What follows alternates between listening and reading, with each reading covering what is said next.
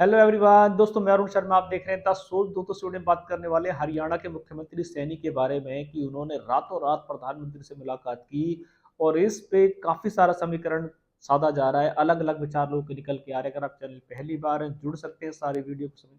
दोस्तों, बात करते हैं हरियाणा के मुख्यमंत्री के बारे में कि सैनी ने रातों रात प्रधानमंत्री से मिलना क्यों जरूरी समझा। ऐसी क्या नौबतान पड़ी कि उन्होंने हरियाणा छोड़ तुरंत प्रधानमंत्री से मिलने का टाइम मांगा, जिसपे अलग अलग समीकरण है। पर सूत्रों के हवाले से खबर है कि उन्होंने हरियाणा में नई राजनीति साधने की कोशिश की है। हरियाणा में उनको पता है कि बीजेपी बहुत पीछे खिसक चुकी है। अग्निवीर योजना जो है, जिसके चलते हरियाणा में और बहुत सारे भारत में उसका विरोध हुआ है, जिसके चलते बीजेपी ने आज तक अपनी कमी नहीं मानी। राजनाथ सिंह ने दावे पे दावे ठोकते रहे, पर खुद रक्षा परिवारों ने इसका विरोध किया था और उन्होंने साफ कहा था कि रेगुलर भर्ती होनी चाहिए। इसमें काफी बदलाव की कोशिश है, पर अभी बीजेपी ने इस पे कोई ठेमना नहीं लिया। अभी हरियाणा की बात करें तो सैनी ने बहुत सारे समीकरण देखे थे, डोर टू डोर कैंपेन चलाए थे। उनको सबसे ज्यादा शिकायत अग्निवीर योजना को लेकर थी, जो हरियाणा में जिसके चलते बीजेपी औंधे मुंह गिर रही है। उन्होंने साफ कहा है कि पहले अग्निवीर योजना को या तो रद्द कराओ या उस पर जो पब्लिक की डिमांड है उसको प्रॉपरली सही कराओ।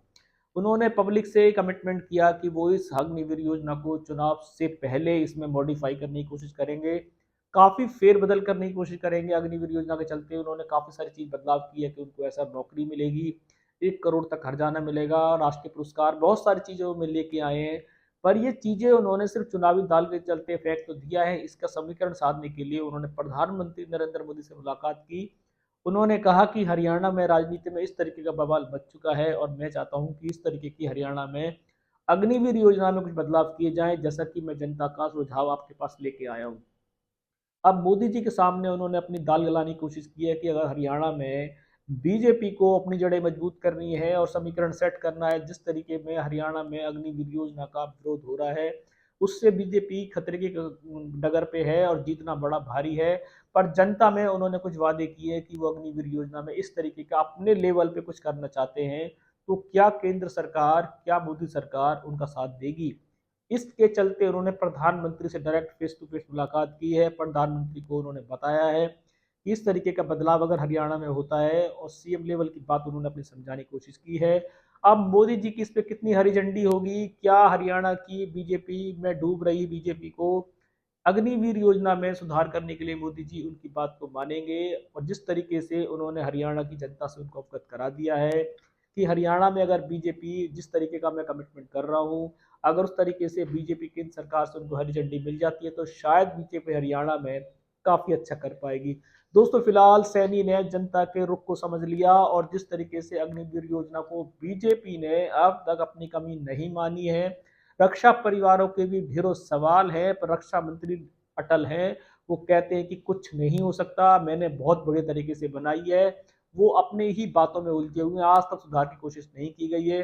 पर जिसके चलते हरियाणा में उसका विरोध और कई प्रदेशों में देखा जा रहा था। पर हरियाणा में आगामी संदेश इलेक्शन का है कि विधानसभा चुनाव की आगाज होने वाले हैं, और सूबे की कमान के मुख्यमंत्री ने जब जनता में अपने विचार रखे, तो जनता ने सबसे पहला मुद्दा उनके सामने ये लाके खड़ा कर दिया।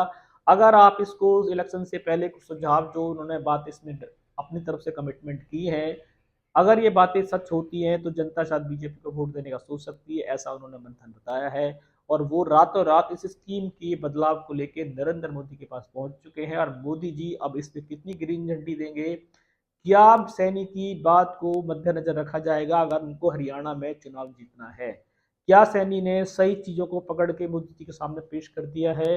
खट्टर जिस बात को पब्लिक से लेके मोदी जी तक नहीं पहुंचा पाए, उससे सूबे की कमान के शायद सैनी ने पकड़ लिया है। और ये नब्ज अगर सैनी इस बार पकड़ने में कामयाब रहे और मोदी सरकार का उनके हाथ रहा, तो शायद बीजेपी कुछ अच्छा कर पाएगी, जिसके चलते सैनी को आगे की सूबे की कमान दी जा सकती है। दोस्तों, फिलहाल मोदी जी और सैनी की मुलाकात हो चुकी है और हरियाणा के जो मेन विरोध प्रदर्शन चल रहा था अग्निवीर योजना का, उसका उन्होंने अवगत करा दिया। बीजेपी अगर चुनाव जीतना चाहती है और सैनी की बातों को एक तरीका महत्व देने की कोशिश करती, तो शायद बीजेपी 2024 विधानसभा चुनाव में कुछ अच्छा कर पाएगी और सूबे की कमान सैनी के हाथों में ही रहेगी। दोस्तों, इस रुझान पे कोई नया अपडेट मिलेगा समय से पहले बताएंगे।